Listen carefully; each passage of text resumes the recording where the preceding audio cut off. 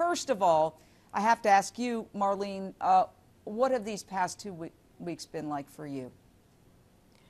Well, it's truly unbelievable. You know, no parent should go through this.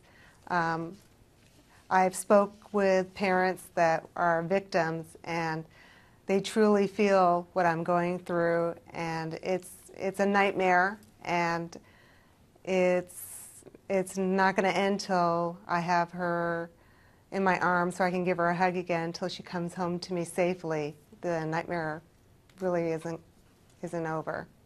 Now, I understand that cops have said something in your daughter's computer led them to believe that your daughter was being held against her will.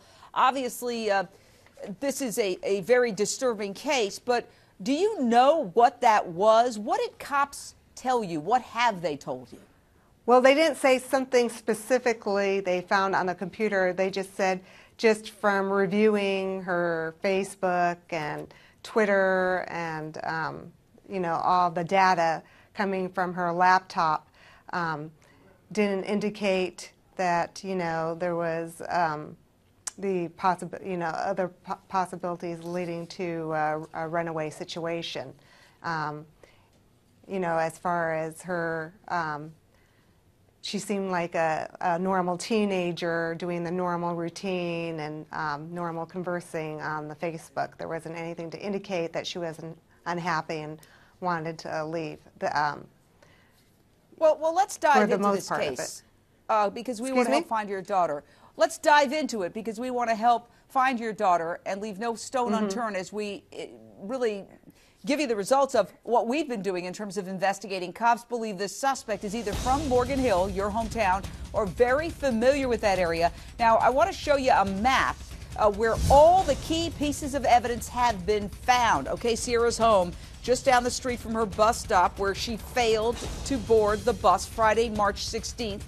The next day, her cell phone was found about a mile from her house in a field by the road. Not even 12 hours after that, a search team found her purse with neatly folded clothing, including undergarments, less than 2 miles from her house.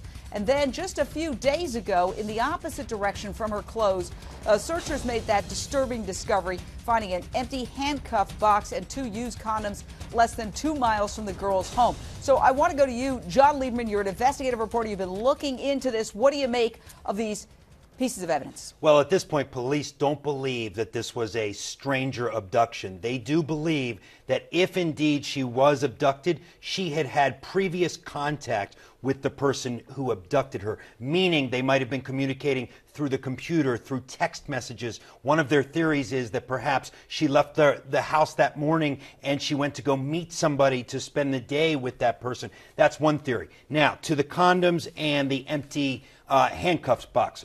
Police right now doing DNA testing to see what they can find forensically on these items. And there are 2 theories there as well, because you'll recall they did an extensive search of this area prior and they didn't find the handcuffs box and they didn't find the condoms. So then when they went back, they did find them. The question is, were they there the whole time, or something more sinister? Did somebody actually go back, if these are connected to the case, and place them there, thereby taunting cops and taunting this poor family? Well,